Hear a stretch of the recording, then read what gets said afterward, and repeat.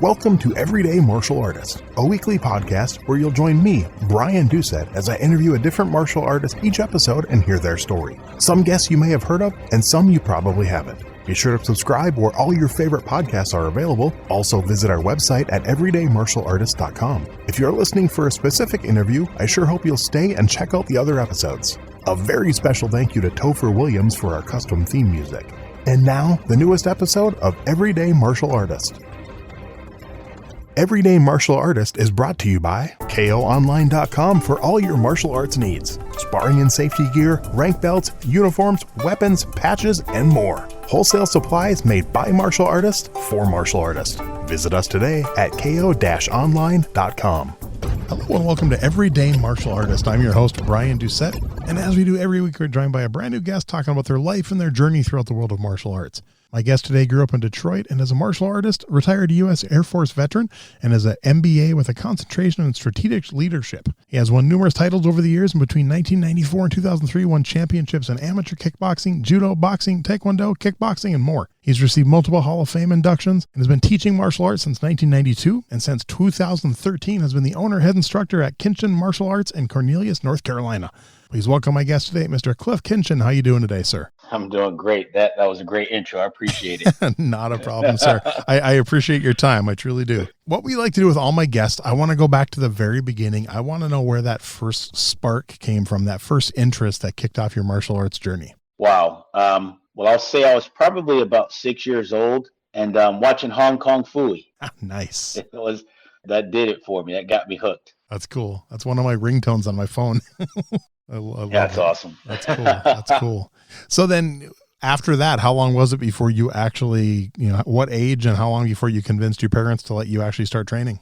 Well, interesting story. So I'm watching the cartoon. I'm enthralled with that. And then anything else I saw, for the next few years, martial arts shows or movies and whatnot, I was pretty attracted to all of it, really. And I think more so the hero versus the villain concept, and then with the martial arts added in, just made it that much better. But when I was about 10 or 11 years old, I had a buddy that was taking Hapkido, and he would come back and show me some of the things he was learning. I kind of felt like a human punching bag, but at the same time, I'm learning a little bit, so this is cool, right? Yeah. And when I was about 12, my brother, who's 3 years younger, we asked our dad to take us to a martial arts school and enroll us because we wanted to do martial arts. And so he took us down to a Tae Kwon Do school there in Detroit. We get there. There's a middle-aged Korean gentleman that's the instructor. He's giving us the tour and everything. Everything's looking great, watching people kick and punch. They got their gis on, and we're just excited. And then went back to the office, and he sat us down and started explaining to my father the different plans he could sign us up on. And I really don't even know if my father said thank you for your time before we were out the door, because it was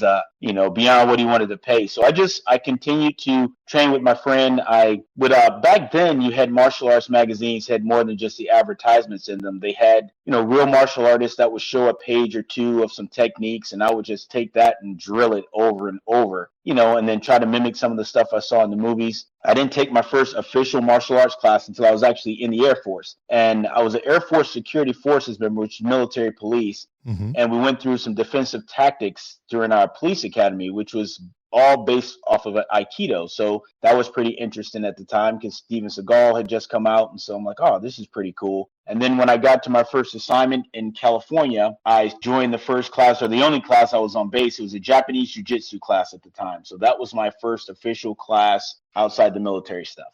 Wow. So not until you're an adult. That's kind of cool. That's I'd say majority of my guests start as kids, but there has been a handful that did not start till they're adults. So it's always good to hear that side of it. So that's cool. Right. And how long did you stay at that school? I was in California for about a year and a half, maybe a little bit longer. And before I went to Turkey, I was there during Desert Storm, Desert Shield and all that. And in Turkey, I guess in Europe and the Middle East, Tae Kwon Do is huge, everywhere. So there were some Tae Kwon Do folks there, and I trained with them while I was there for that 15 months. Left there and ended up going to Columbus Air Force Base. And I assumed initially that I was going to Columbus, Ohio, right near Michigan. I was like, oh, I'll be close to home. But it was Columbus Air Force Base, Mississippi. Never heard of it before in my life. So I've never been to Mississippi. So I get there and I'm coming from overseas, so I needed a car. I went down to the local Ford dealership, salesman's, doing his thing, trying to sell a car. I end up not buying one at the time, went home, and I pulled his business card out of my pocket, and it said, Oliver Big O Miller, super middleweight kickboxing champion with Karate and National Council of Kickboxing, North American Golden Gloves champ. So I jumped back in the car I had borrowed and went right back down there to talk to him. And it was a Tuesday night, and they had class starting,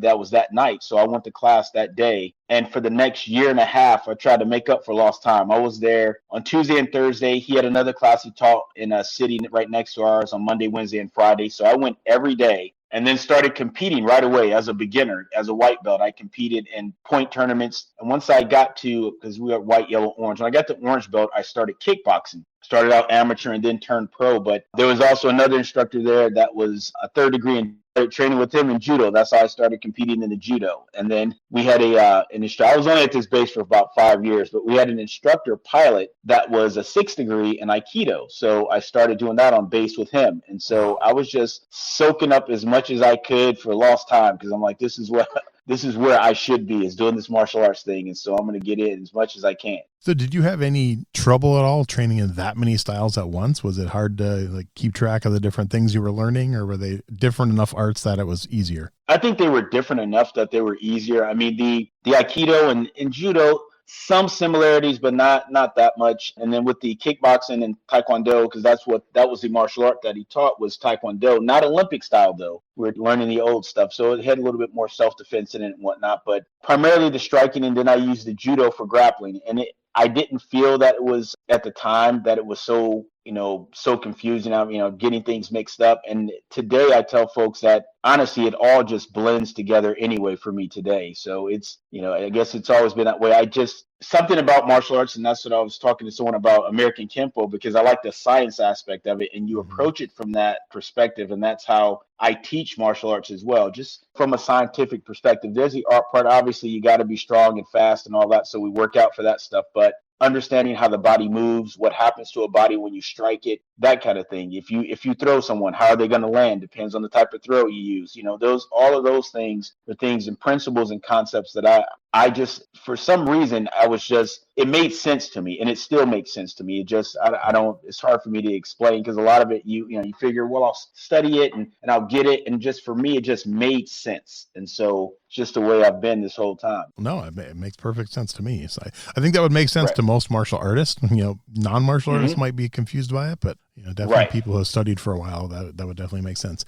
You mentioned you started competing right away so do you remember your very first tournament? I do. It was, what was it? The SMAC, Southern Martial Arts Championships is what it was. The tournament was a circuit there in the Southeast. You had folks from Mississippi, Alabama, Louisiana, and Tennessee, since it was right north of us, that would come down and compete. And they had it's weird. I started as a white belt, and they had a tournament circuit. There were 4 tournaments throughout the year, right? Or is it 3? Yeah, there were 4. So they would have 4 tournaments, and I missed the first one because I got there in January, and I started studying with those guys. They had already had that I think it was in December, early January, they had that tournament. But the other 3, and it's whoever has the most points at the end of the 4 tournaments is the grand champion. So, and I like that concept. You get so many points for first, second, third place, and then whoever has the most points at the end wins. Doesn't necessarily mean you have to get first in each tournament, but I was a grand champion. I still have this really, really bright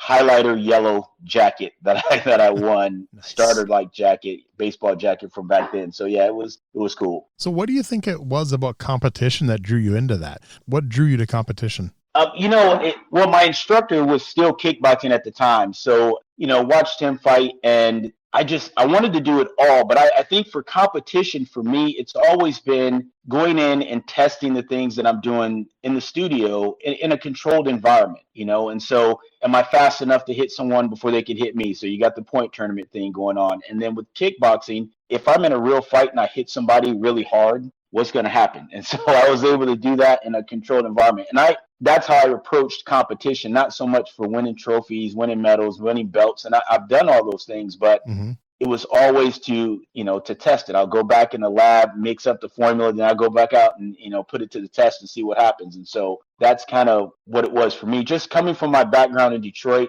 self-defense and protecting yourself was just something that was always on your mind. because I Right. mean, it was always dangerous growing up, no matter where you went. So you wanted to be able to protect yourself, be aware of your surroundings, all those things that, we talk about when we teach in martial arts, situational awareness. It's a very real thing. And if you live in an environment like that, you really understand it. So for me, the competition was just a way to test what I was learning. Now, did you only compete in sparring, or did you ever do pattern or weapons or? I did forms, and I didn't mind them. If I went to a tournament, especially back then, I would do both sparring and I would do forms. And I usually did pretty well in sparring. I get first or second in most of the tournaments I competed in. The forms, I'd get first every here, once in a while. But typically, I might place if I did be second or third. It wasn't my. I understand it, and I appreciate the art of it. And when I watch some of these Japanese martial artists do their kata in competition, it's amazing to watch it. But my focus has always been the fighting. Okay. Right. And so I think sometimes it's hard to have a split focus on things because guys that compete at kata at that level, at the world level, some are good in sparring as well, but not that many. Yeah. Did you ever do any weapons competition ever?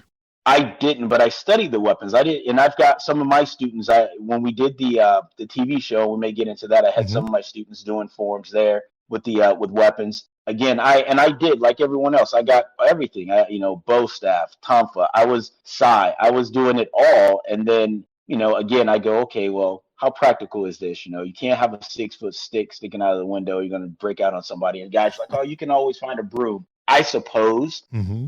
But with the Kali or Eskrima or Arnis, whatever you want to call it, it's all the same for me. It's Filipino stick fighting. Those 24, 26, 28-inch sticks, something that you can carry in your car. You can keep that with you, and or even a collapsible baton, and you're able to do the same thing. So using that for self-defense and the competition, because I've got some students now that are competing in local and then state tournaments with the sticks, which is something that you don't see that a lot. Yeah, definitely. Where they're doing that. So it's a different, you got nunchucks, you got bow staff, the two primary, and katana. You'll see those three all the time, but you won't see any Filipino fighting sticks in most open tournaments. That's true. Yeah. I guess thinking back, all the tournaments I've watched, I guess I have never seen anyone compete with them. So that's kind of cool. Not at all. Okay. And it is. And I thought that for my students as well. I said, listen, let's not try, these guys have been studying bow staff forms forever. So let's do something that we use all the time because I use it for self-defense. Let's take the forms that I'm teaching you. We'll add the weapon to the forms and we'll go that route. And it's been working out pretty good for us. So would you say that's your personal favorite weapon then, is the double sticks? No. Okay. It is from a practical standpoint. Yeah. But nunchucks, man, I've always loved nunchucks. Nice. It's been as a kid. Again, I didn't take martial arts class. My parents didn't spend any money on it, but I was making nunchucks all the time out of stuff. I would, and so I taught myself how to use them, and and I teach my students how to use them. But again, the ones that want to compete in it, they do. But I don't teach it as a class. I'll teach the weapons as an aside. We'll do that. If I've got some of the advanced belts wanting to work on something, I'll give them some stuff to work on. They'll do a little bit in class. They'll go home, work on it, come back. I'll give them some more. And then, we just work it that way. But the double sticks, if I had to, I would pick the double sticks over nunchucks because nunchucks, you can't be running around hitting people in the head with those. That would be a bad thing. Yeah. I know. I love the double sticks. I think my favorite's probably the tonfa. That's one of the favorite ones. And I like that one as well. Having come from law enforcement, I mean, they used to use the PR-24s, batons before we had collapsible batons. So so very familiar with it. That's where they got it from, is the tonfa. So, it's a good weapon as well. That's cool. So you obviously mentioned a few times teaching your students and stuff. So how did that start? What drew you to the teaching side of martial arts, and kind of what style and what belt level, when did you first start teaching? I was helping to assist teach probably as an intermediate belt when I was there in Mississippi. And that's when I first started. And then once I got my first degree, I ended up teaching the class on base. Most military bases, just like there was the jiu-jitsu class when I was in California, there in Mississippi, they didn't have a class. So I started a Tae Kwon Do class or a club there on the base. And so I started teaching there and then helping out at my instructor school downtown, when he needed help. I think my thing is just, I love martial arts so much. I want to share it with as many people as I can. And so whenever I have an opportunity to show something or teach something, I'll do it. My youngest daughter's in early college right now. They've asked me to come over and for the seniors to give them some stuff because they're going off to college and whatnot. And so, I would go over and teach them some basic self-defense stuff. And just whenever I have an opportunity to do it, I will.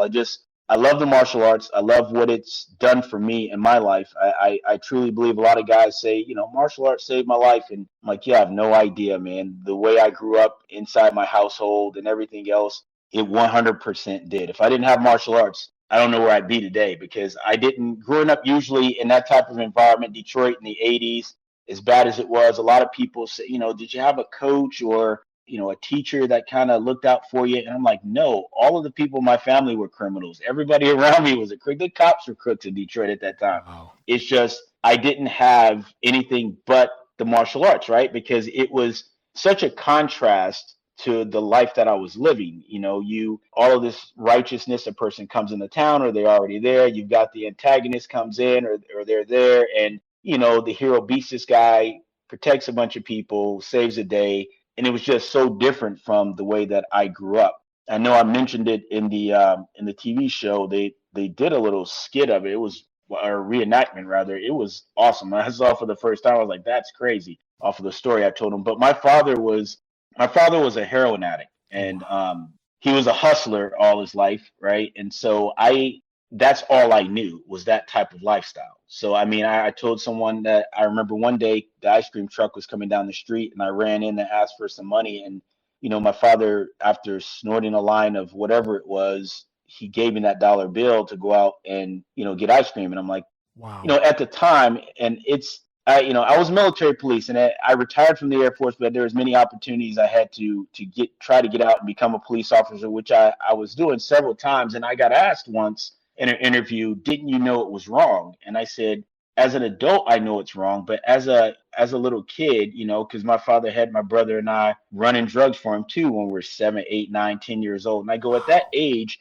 you don't know any different. You do what your parents tell you to do, and you expect your parents to protect you and not put you in any type of danger. And, at that time, I knew no different. I would never expose my children to anything like that. But, and I've kind of reconciled that with myself too. I'm like, that's all he knew. So that's what, he shared with us. But for me, I wanted something different. And the martial arts that was my way. I was like, man, if I can get into this martial arts thing. And once I got into, military police, I knew they did some stuff. I didn't know what they did, but I'm like, I want to be a cop, right? I want to be a good guy. I want to be different than all the people I, grew up around. And so I did that. And martial arts has always been there in the background, maybe not officially as I was growing up, but I think it did a lot to shape my thought process and, my character, just watching those martial artists and the way that they carried themselves. Because something that I tell folks, there's always someone bigger, faster, and stronger. I don't care how much martial arts you know,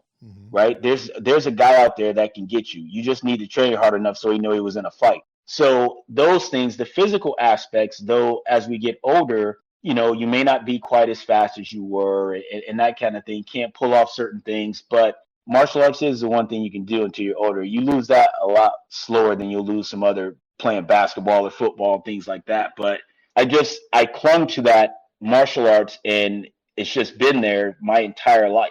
And my oldest daughter was like, Dad, I'm sure when you die, you're going to want a military funeral and all that. And I'm like, yeah, that stuff is cool. Just make sure you put me in a gi, right? And so throw some sticks in there with me just in case I have to fight wherever I'm going. So we good. That's cool. Yeah. Walk me through what kind of led to the decision when you decided to open your own school. Well, it's so, being in the military, traveling around, I got an opportunity to train with a lot of people, and which was great, and see a lot of different styles of teaching and different martial arts and whatnot. And we moved here to North Carolina. So I retired from the Air Force, went to work as a pharmaceutical rep in Virginia, did that for about a year, did not like it at all because it was very unethical, right? So then it goes against everything I stood for in the military and the martial arts, right? So I didn't know that at the time, but I found out very quickly. And so I was out of there after about a year. And then we moved to North Carolina in 2009, and I was teaching the end of 2009. I was teaching Air Force Junior ROTC at a high school. And that was 2009, 2010. 2011, I decided to open a small, because I missed teaching, right? So I decided to open a small club in the amenity center in our neighborhood. And so, they have a place for events and all that. So I was like, this would be perfect, right? And so I taught a small class and went for about a year and a half, and it continued to grow. And I told my wife, I go, you know what? I'm retired now. I'm not going to move unless I have to. Well, I'd like to open up a school and see, just do it part time. And so I did. And I was going to the high school from what time? 7:15 until 2:15 in the afternoon. And then we would open up the studio at 4:15. And I did that for 2 years. And then I decided there was a lot of things going on in the school. I didn't, public school system. I'm like, man, I'm kind of getting, I'm not able to affect any change really with these students. This is a huge machine. This school district, even right now, it's one of the top 20 school districts in the country. Their budget got approved last year for $2.3 billion. That's how big this school system is. And so I said, they're not allowing us to, execute the program the way it was intended. What they were doing is taking a lot of their behavioral problem kids and putting them in ROTC. Well, they're not in the military. We can't force them to do anything. So you take the kids who want to get something out of the program, don't join because they know that's where they put all the behavioral kids. And so we were just babysitting. So I told my wife in 2015, I said, I think I want to give it a shot in teaching full time. She agreed. And so we did. January of 2015, I resigned from the school, and this is all I've been doing since. Now, I've obviously added some students. I added a few different programs. I teach concealed carry here in the state and all that. I have a group of NASCAR folks that I train on a regular basis as well. So, nice. Doing that private lessons with them. So that's been pretty cool. Think back to that very first time you started assisting as an intermediate belt to now. You've been running your own school for over a decade. What do you think has changed about your teaching style over the years? I think initially what I did is that I mimicked, right? I did what my instructor did, what he taught, not fully understanding as an intermediate belt all the intricacies of the different techniques and all that. And so, I was good at it, so I can teach it a little bit, right? But now I think that I understand how these things are connected. I understand how the body works. I understand personality. I understand a lot more things than I did at the time that I take into consideration when I'm teaching students, whether it be kids or adults or whoever. I understand martial arts and how to teach. And I think that a big part of that was being in the Air Force, because I was a trainer when I was in Mississippi before I moved to Texas, and then became an instructor at our police academy. So I had to go through a formal instructor training program. So knowing how to set up lesson plans and whatnot. And right now, it's something that you don't think about as a martial artist, but the way we teach is called demonstration performance, right? Mm-hmm. We demonstrate what we want them to do, and then we give them an opportunity to practice and get good at it, however long that is, and then they'll perform that during their belt test. And so it's those type of things made it easy for me to have somewhat of a structure as I taught, which it's not something that I had initially as an intermediate belt. Yeah. And then just for people who are interested, I mentioned you're in North Carolina.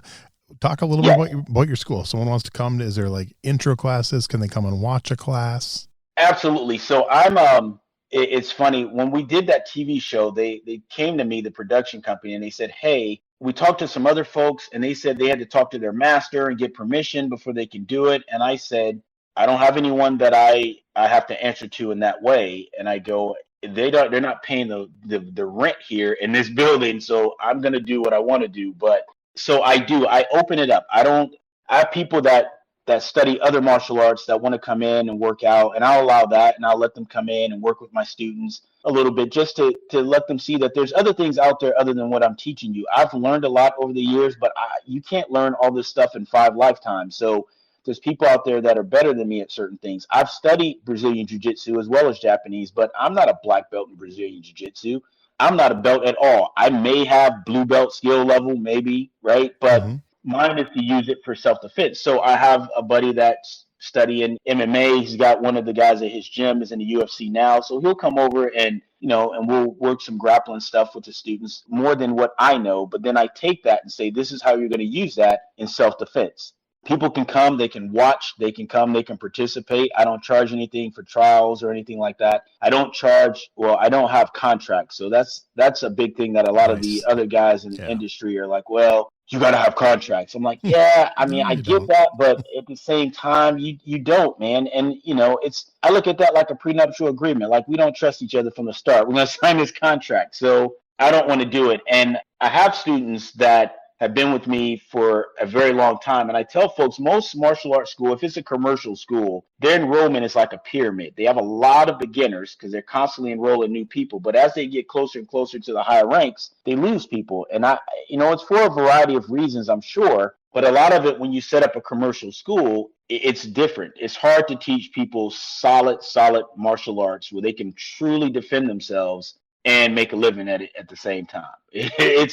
It's hard. And so I walk a tightrope all the time in trying to do that. And some people don't want to do that. It's like, you know what? I'll bring them in here. I know more than they don't know anything walking in the door. So whatever I teach them is going to be good. But once they get to a certain point and they want to learn more, there's not more, I don't believe. And so for me, my enrollment is like an upside down pyramid. I have very few kids in the beginner class, but my advanced classes, they're full. And so that means, and to me, that people are still coming because there's no contracts. So parents feel there's some value for their kids, and the kids are still getting something out of it that they keep showing up. So I think that's a better measure. Yeah, I like that. My instructor is the same way. He doesn't do, I've been with him 30 years. He's never done contracts. So I love that. Wow. Yeah. Yep.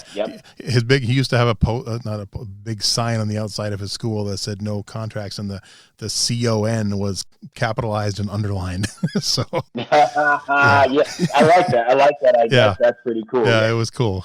And that's what it ends up being, right? You have a lot of folks that'll come from some of these larger commercial schools and, these franchises, and they're a little, sometimes it turns them off to martial arts altogether. But once they see it doesn't have to be that way, that they're not nickeled and dimed all the time. I don't charge for belt tests except for black belt. And that's because I get them a nice embroidered belt when they get their black belt. But nice. Other than that, I think as a parent with kids myself, I hate it when that happens. You go someplace and they say, oh, this is what it's going to cost.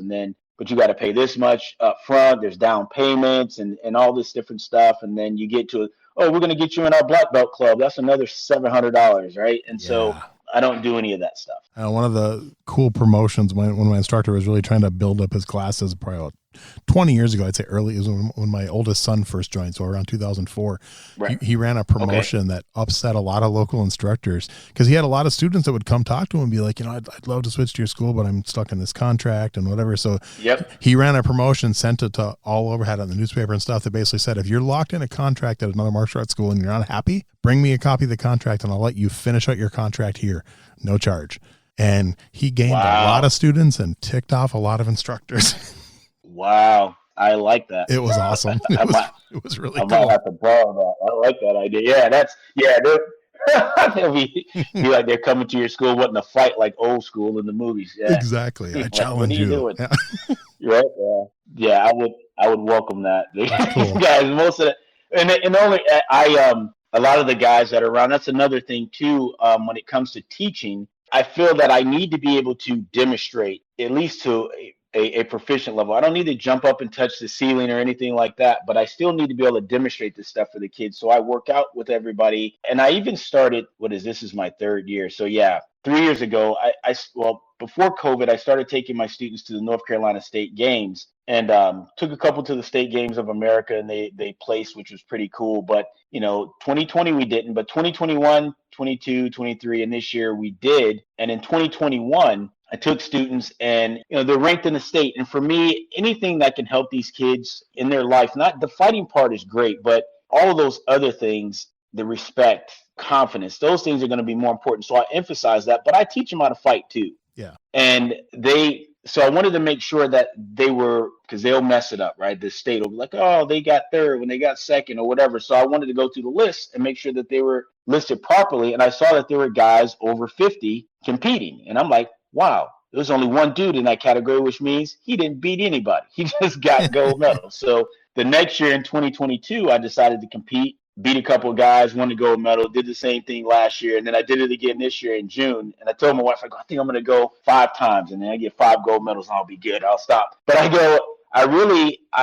decided to do it initially and now too, because, you get new students and I get them to come out because I want them to see me do what I'm teaching them to do. Yeah. And it's not just, hey, do this because I said so, because I've been doing martial arts for 40 years. No, I want to show you that the things that I'm teaching you work. So let me demonstrate here in this competition. And it's motivating for them because a lot of them, they didn't, right? I'm 54 years old. They didn't see me when I was kickboxing in my 20s, Right. in my early 30s. So now they get opportunity, even though it's point fighting, they still get an opportunity to see me move and do my thing. And, I think it helps to inspire them to do better and keeps me on my toes too, because I know that I'm going to go do this stuff. So I'm like, man, you gotta put on a good showing because you got your students here, but it's cool. That's cool. I love it. So we mentioned the show a few times. Talk about the TV show, kind of how that came about, how you were approached and stuff, and just a little bit about the show for people. Sure. So the show is called Kiddie.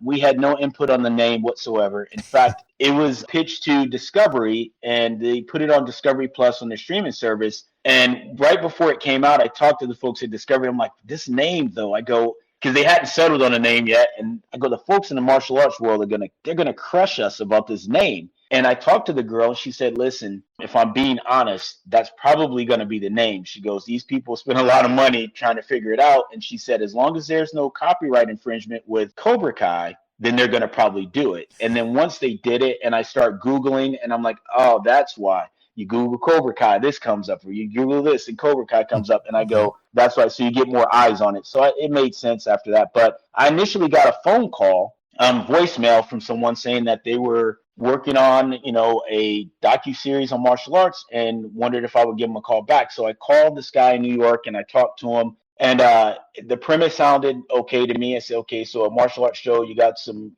schools are going to be on there. They're going to be competing against each other and whatnot. And you get to see how you operate inside your schools and everything. I'm like, oh, this would be cool. And I initially, for me, I'm like, man, I watch a lot of reality shows too. And I'm like, I don't want to be making a mockery of martial arts. So I had a lot of conversations with them about that. And I was the last one to sign my contract because of some of that stuff, because I needed some guarantees. But they sent a producer out to speak with me one night after class. It was about 8:00. We sat there till about 11. This is the conversation I had when he told me that other guys had to get their master's permission to do it. And that dude's 50 years old and he's running a business. I'm like, I get it, right?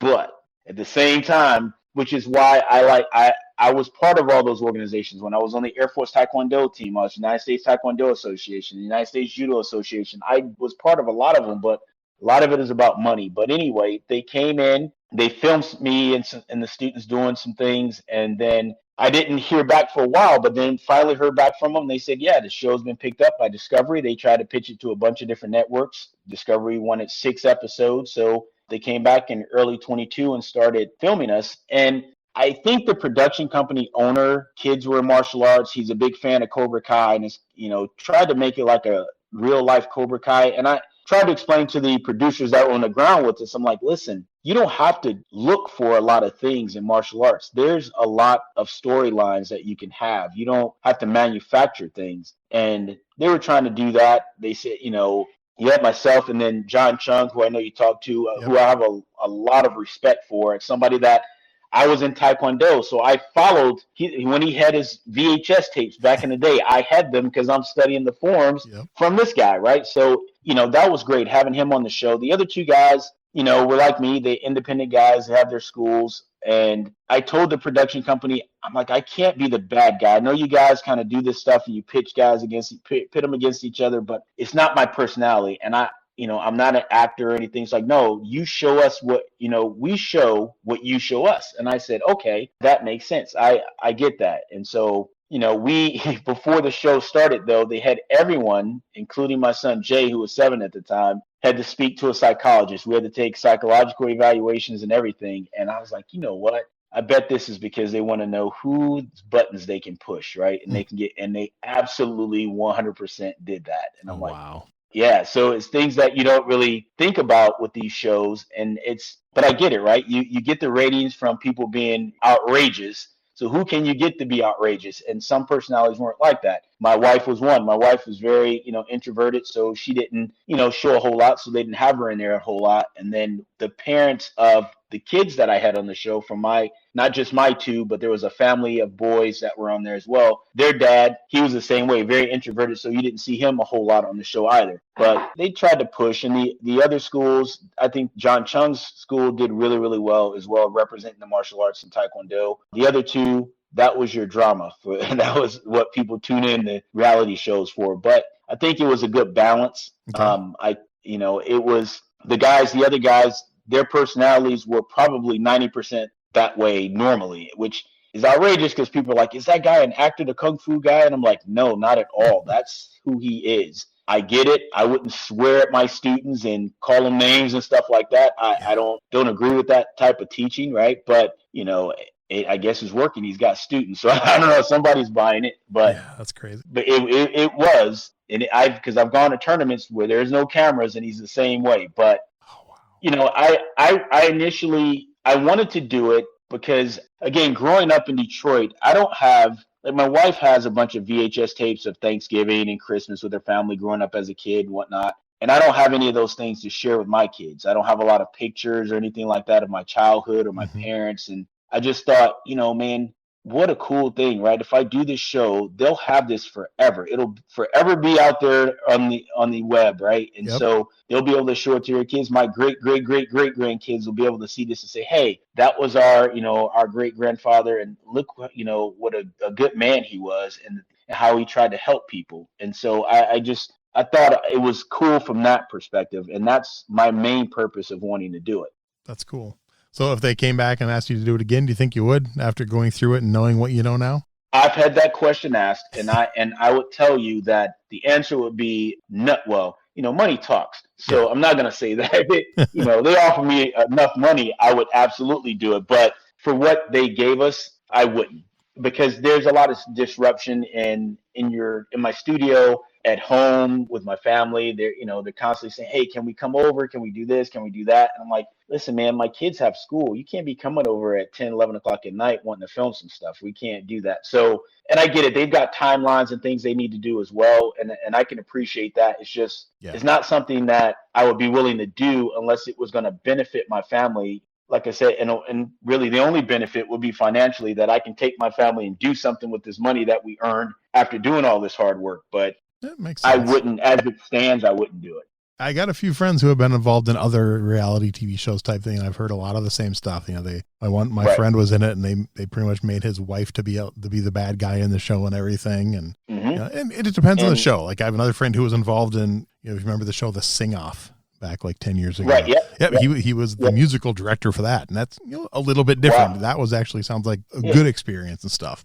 So yeah, Right. I get Yeah. it. It's luckily some of them are good, but And overall, I would say more so I've heard stories like yours. So yeah, well, and that's, I think, like I talked about Jay, my wife and I did, because he's my wife's biological nephew. We've had him since he was 3 months old. We've adopted him now. He's ours. He'll be 11 next Monday. So, but on the show, I tried to explain to those guys that, hey, this kid was born 2 months premature, spent the first month of life in the NICU. He was addicted to methadone. In fact, he got his last treatment the day we picked him up in Virginia and brought him back here. And we went through a lot with him, going through withdrawals of that. He had fetal alcohol syndrome. There was a lot. But when it comes to this martial arts stuff, when it comes to things, he's having trouble in school. I mean, there's going to be that, but we're getting him caught up. So that's a good thing. But physically, when it comes to, we took the training wheels off his bike. My second daughter did. And within 5 minutes, he was down the street riding his bike like he was a pro. nice. I bought him a Razor goat, dirt bike. And he got on that thing and took off down the street, threw his feet up over the handlebars and all kinds of, I'm like, what is this dude doing? And when it came to the show, he has ADHD, but when it comes to martial arts, you could see him on the show in the background watching the kids when they're performing kata, weapons kata. There was a kid, one of John Chung's students, who was really, really good with the bow staff. And Jay, my son, was just, he was just enthralled with this guy, and he watched him the whole time. And so one day, he's like, "Dad, can I do bow staff in the tournament?" Now, I've taught him nothing with the bow staff, but he'll come home, he'll go out in the yard, he'll spin it, he'll go to the studio, he'll work with it on his own at 7 years old. And I was like, "Sure, Jay, let's do it, man." And he got in there and he got first place. Wow. And so That's I was cool. like, and then at that point, right, because the production company, they didn't spend a lot of time with my kids. They spent more time with the other family from my school because they were able to push a little bit more than I allowed them to do, right? And so when they saw Jay do that, they were like, that was on a Sunday. They're like, this week coming up, we want to come to your house and film some more stuff, this, that, and the other. I go, that's cool, but I told you guys from the start, instead of trying to manufacture storylines, here's the storyline. I mean, he's mine, but if he was anybody else in my school, I would tell you the same thing. This kid has had a rough upbringing, he had a rough upbringing. I had a rough upbringing. He had it rough in the first few months of his life. And I said, and then he's still dealing with things because of that. But when it comes to martial arts or really anything physical, he's taught himself how to do backflips on the trampoline. I mean, he's really good when it comes to that stuff. And so they were like, yeah, we're going to come out and film some more. So they got that in the show. They put that in there. That was highlighted of him doing the bow staff at the tournament and stuff. So that was cool. But yeah, it was different than what I thought. They said docuseries. I've seen docuseries before too. And it's a little bit different than a reality series. This was closer to a reality series, at least the way they tried to get it going. Yeah, the clips I've seen are definitely say reality, not docuseries. So I would agree with you on that. Correct. Yeah. Cool. Right. So over all your martial arts career, is there one philosophy that's at the top of your list? Oh, man. As far as what? As far just like as a personal philosophy, one that you make sure you teach your students, one that's important in your personal life, just a favorite philosophy. I would say it's a word. Okay. And that word would be resilience. Nice. Right.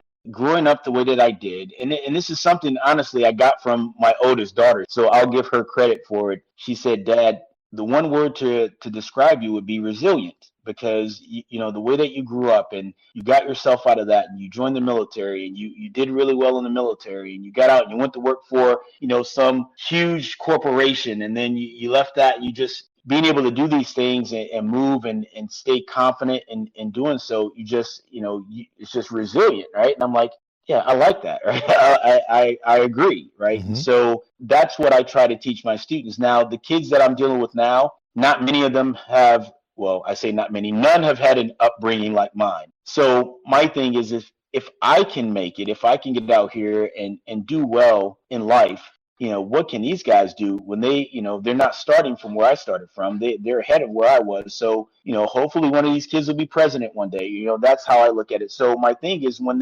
kids think things get hard, I want them to understand that they can get through it. And I do my black belt test that way. A lot of times, people will do black belt tests and I'll go sit on these boards and they'll be in a gym and the whole family's there and all these people, and it's a big production. And I don't do that. It doesn't matter how old the kid or adult is. There's no family there when we do the black belt test. Nice. And I don't do it as a hazing or anything like that. What I tell the parents is, I go, I hope that you'll live to be 150 years old. But the reality is you won't.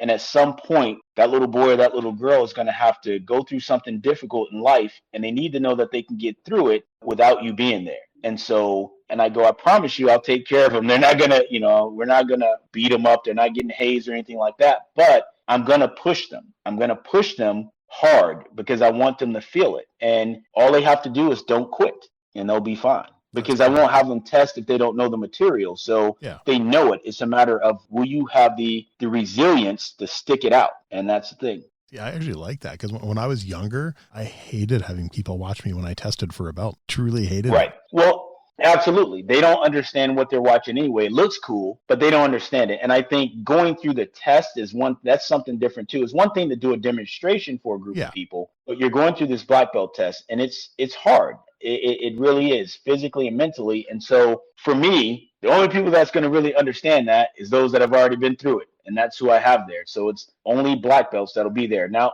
at the very end, I have them they have to write an essay. And so they'll read that and they'll break some boards and whatnot. So I'll let the families come back for that part. But all the struggle, all that part when they were doing that 100 push-ups, so they're sitting there and they got 500 kicks to do and they're on kick 300. And they're like, oh, my legs are feeling like they're going to fall off. They have to go through that on their own. Nice. Right. And so it's just something that I use as a philosophy that I have. I don't think I'll ever do a large test like that where I've got a gym and make a big production of it. And I get it. Right. Mm-hmm. Parents are going to bring their friends are going to come and there's going to be kids that aren't in your school and they'll see this and they'll be like, so I get it. It's marketing 100%.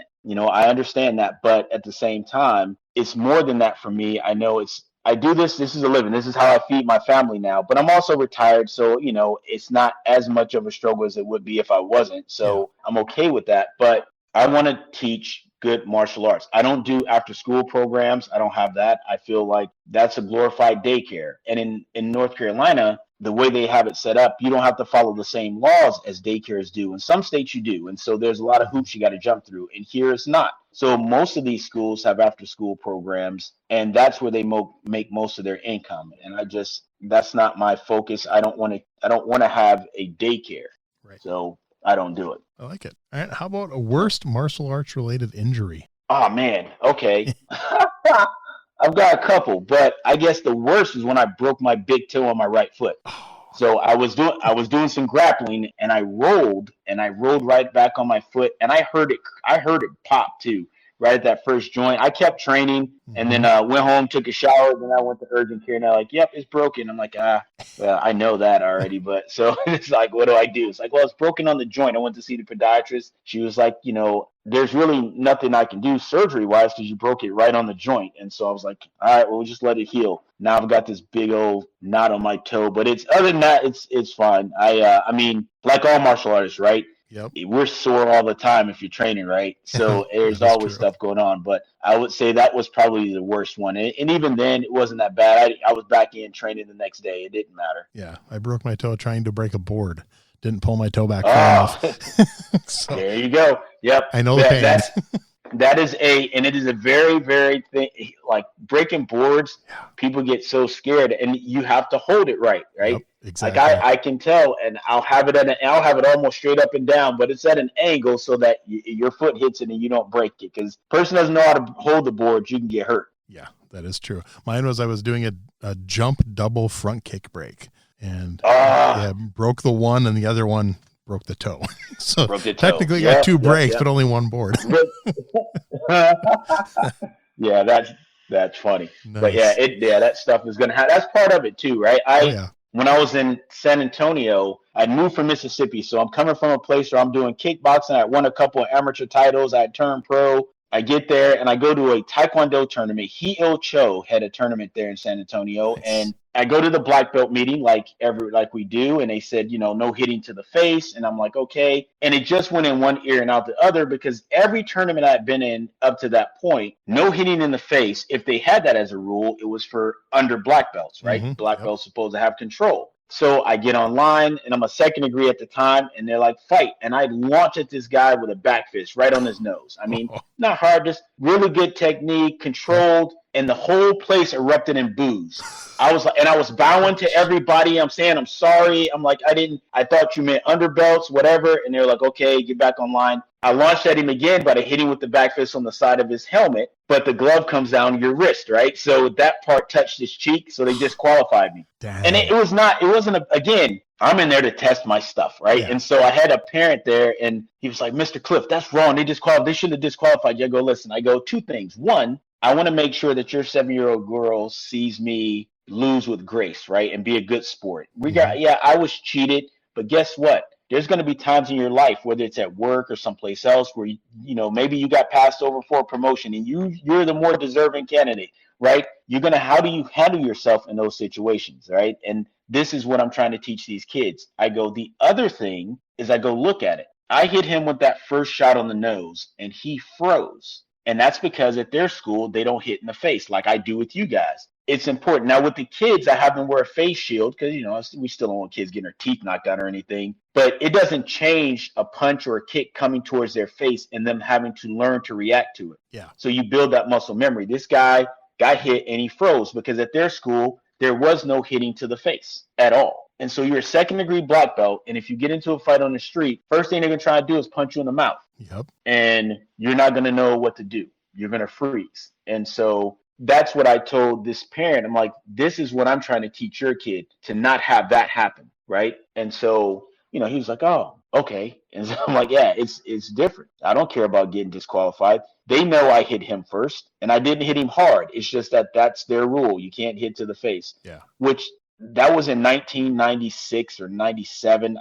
To this day, I went to a tournament in early September and local, and we're in this black belt meeting, and they're like, well, there's no hitting to the face, but I can hook kick you in the side of the head, right? That's okay. But I can't backfish you on the nose. Makes absolutely no sense to me. Yep. And so those are the things that I try to teach the parents, teach my students, that when you go in there, don't look at how, like, if you lose first place for a trophy, okay, cool. I mean, I get it. And these are kids, they want to win, but I try to keep them focused on, listen, he hit you with a back fist on the side of the head, but you threw a side kick to his ribs or his side that hit him after. He gets the point, he's winning. But in a real exchange, you would be winning, because a kick to the ribs I'll take that all day over a back fist to the head. Yeah. So I like it. You got to look at it from that standpoint. Definitely. Yep. All right. So what are your thoughts on something like MMA and the UFC? Is that something you're a fan of? No, I absolutely been a fan since the start. And in fact, I think it was the reason why, because when I was kickboxing, it had just started early 80s,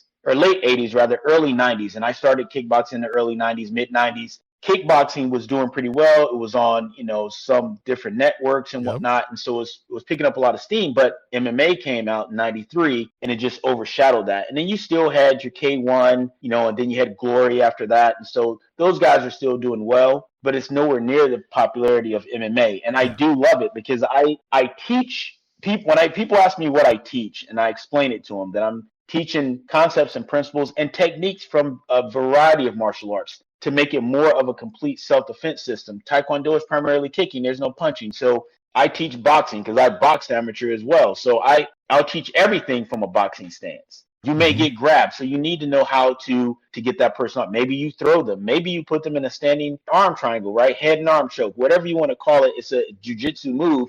All of it is valuable to me. And I really enjoy watching MMA. I think, and that's me as a martial arts fan, but as a parent and watching some of these guys getting hit in the head, and watching, I think about CTE and what we used to call punch drunk for boxers. Yep. You're looking at that, and now these guys, we don't know yet. There's not been boxing's over 100 years old. You're talking UFC's 31. So we don't have enough data to see where it's going to go. But these guys, it's safer than boxing, maybe. Yeah. Maybe blow for blow, maybe. But, the difference is, if you get knocked down in boxing, the referee jumps in, stands the guy up, standing 8 count. You get knocked down in MMA, and I jump on top of you and hit you with an elbow on top of the punch you just got hit with.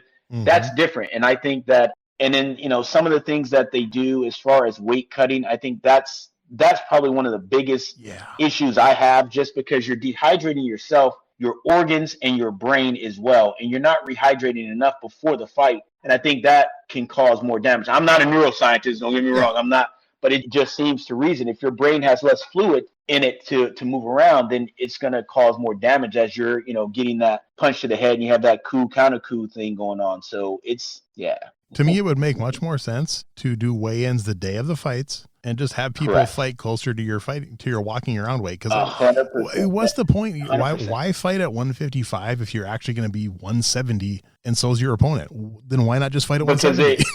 I think that it's been brought over from wrestling more than anything else, because wrestlers do it a lot because it gives you an advantage, right? Yeah. And so if your opponent's doing it, you got to do it. Otherwise, you're going to be I'm 5'8", I weigh 185 pounds, right? And so that's middleweight in the UFC, 185. I mean, there's no way. There's nobody my height in that weight division. Yeah. I lied. Kevin Gastelum is, but that's it. Everybody's over 6 foot. You got Israel Adesanya. He's like 6'5". How do I, there's no way I would compete with those guys. I'd have to drop down to 145 pounds, maybe 135 pounds at 5'8" to be competitive. And that's what those guys do. So I get that part, but I agree. I think having them weigh in on fight day would be better. For long term for them. I mean, health wise. But I understand they're trying to have an advantage and whatnot. It's just the fight game is a strange one. I mean, when I was kickboxing, I think the most I ever made was a couple grand fighting. These guys, you're doing MMA, and you may never get to a point where you're able to make a living doing it. And then how long can you do that? A lot of the champions, because nowadays it's more about being entertaining, and I get that too. I mean, they're owned by an entertainment company, right? So you want to maximize, what you do and make money that way, because you have a lot more casual fans watching it than you do true martial artists. So they want the excitement of knockouts or submissions and things like that. And I get it. but I think you're putting the athletes in more danger, right? Back in the day when you had some guys grappling, they're on the ground working for a position, you're like, nothing's going on unless you understand what's going on. Yeah. But nobody's getting hurt either, right? Because you're not trying to knock a guy out to get $50,000 bonus. Yeah. But I get it. I'm only making 12 grand to win, or 12 to show, 12 to win. That's 24 grand. If I knock this guy out in spectacular fashion, I get an extra 50K. I mean, I get it. Your money, yeah. You know, Exactly. Yeah, I get it. But they're prize fighters, and I get that too. So it's definitely a choice. I'm not a huge fan of children training in MMA as much as, teenagers maybe. But when you're talking about kids that are elementary school, middle school age, I don't think that it's good. Yeah, I agree. To do everything they can do. I mean, you can teach them grappling, you can teach them things, but I see some of these kids are sparring and they're laying into each other, and I'm like, their brains are still developing, right? So it's not good. Agreed. But I love the sport because it's martial arts, right? So I watch, and I think as an adult, I understand what's going on. Those guys made a conscious decision as to what they want to do, get in there. So I get that. Nobody's twisting their arm to do it. So I understand that. But also understanding that I teach my kids, when you see this, look at it. It's cool to watch the technique. You see somebody throw a good kick and all that stuff that we're practicing, but that person's taking damage, and they're doing this 2-3 times a year. Over time, that could hurt them, and they never make the money that made it worth it. And that's the thing that's big disappointing, because there's a lot of money to be made. And I think if these guys were allowed to have an organization like they do, or like with the Ali rule, if they're able to use that, some of these guys can make a little bit more money. So it's a love-hate relationship, sort of. I mean, I understand. I love it being a martial artist, but from a business perspective, I wouldn't do it today. If I was young enough to fight, I wouldn't do it. So it's just because MMA is what you're going to have to do in order to make any money. Yeah. And then even there, it's going to take you a while to get there. And I just think the damage to your body over time is not worth it, to your brain. I mean, Stephen Thompson, one of my favorite fighters. My wife actually trained with his dad when she was a kid. She didn't even realize it. We went down to Simpsonville, South Carolina for her stepfather's funeral. And she's like, I want to take you by where I trained. And we go by there, and I'm like, Upstate Karate, this is Stephen Thompson's dad. Like, you don't even know who you had. What?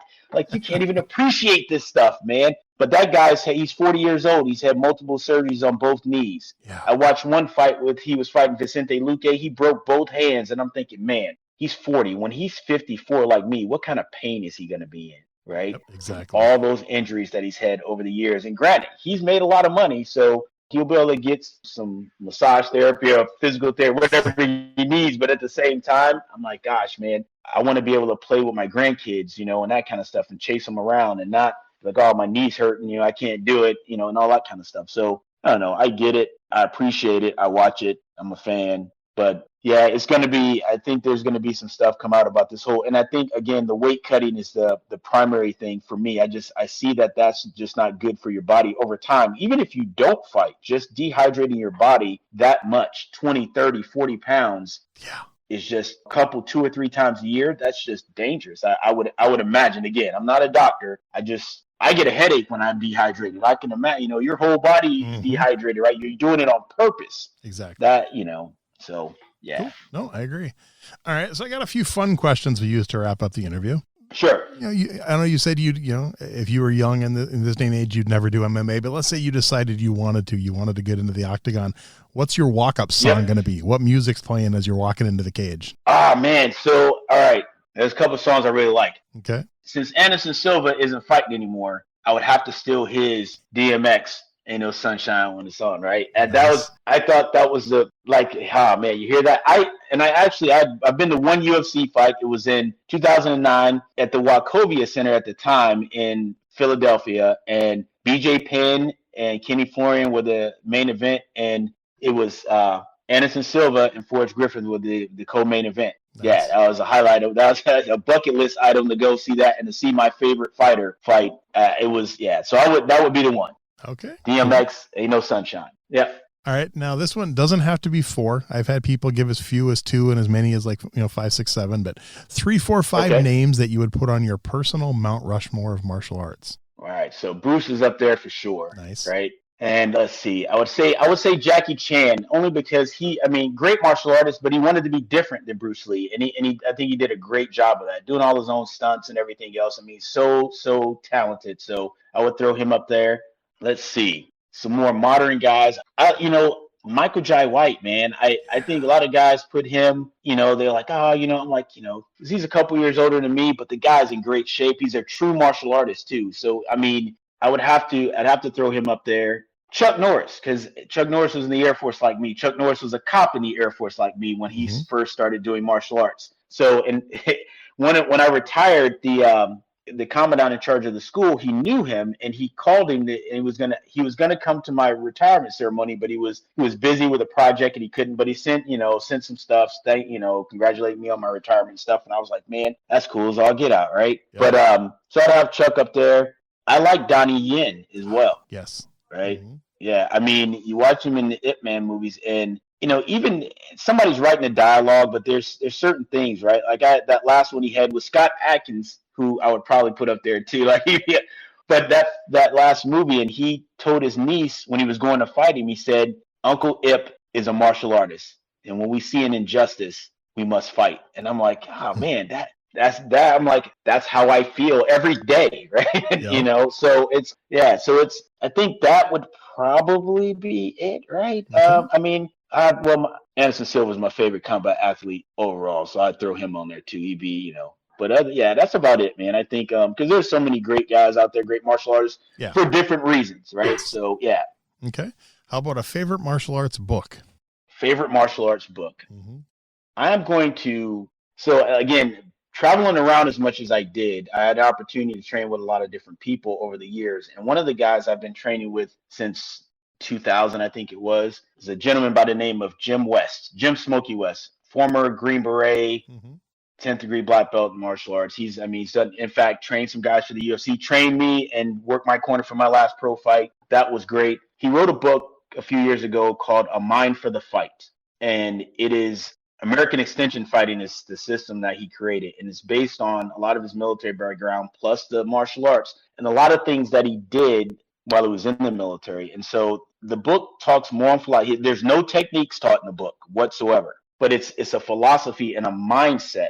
That's what it's called, Mind for the Fight, right? The mindset you have to have being a fighter, and some things that you need to do. There's a lot of stuff that goes into fighting prior to the fight. And so he talks about that in the book. And it resonates with me because it's how I felt my whole life. And when I started training with him, I was just out in Wyoming with him doing a seminar last month. And it was, I still learn stuff from him every day when it comes to really good self-defense. Not competition stuff we did together as well, but self-defense, which is what my focus is. So his book, Jim West, A Mind for the Fight. Okay, cool. How about a favorite martial arts video game? Did you ever get into games? Oh, yeah, man. Still do. But nice. You know what?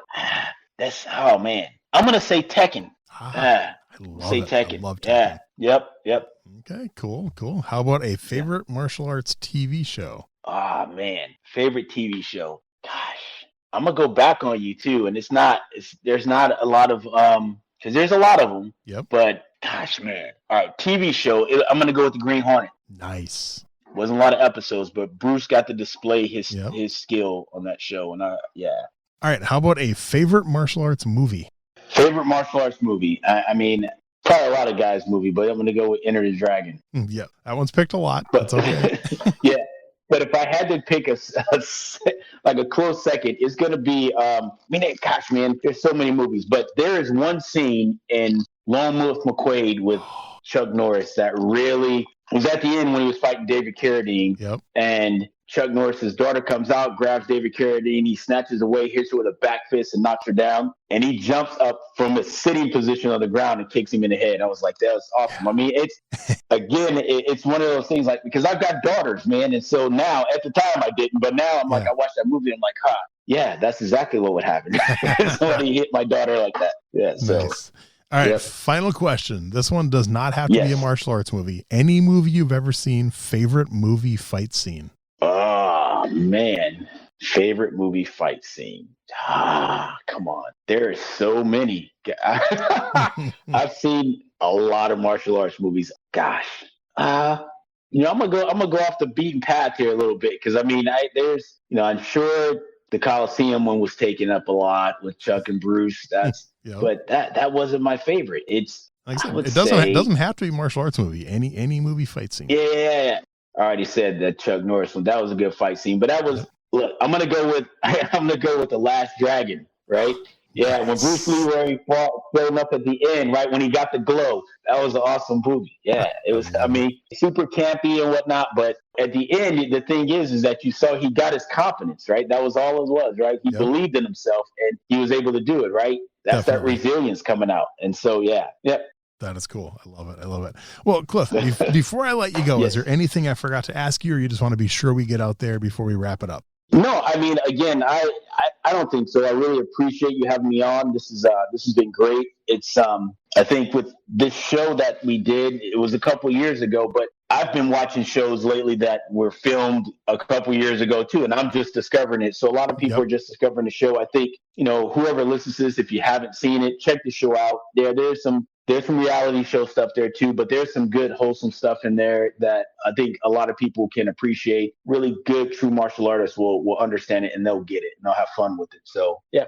Cool. And I will put a link for your school, for the show, and anything else you need me to when the episode comes out. Definitely. Yeah, that'd be great. Seriously, man, this has been a lot of fun. I've loved hearing your story. I'm glad we were able to connect, and I think the listeners are going to like this one. Awesome. I appreciate it. Thank you.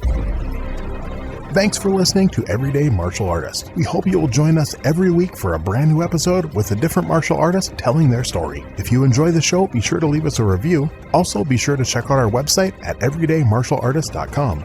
There you can find all of our episodes and contact us to suggest guests and ask questions. Again, thanks for listening to Everyday Martial Artist, and we'll see you next week.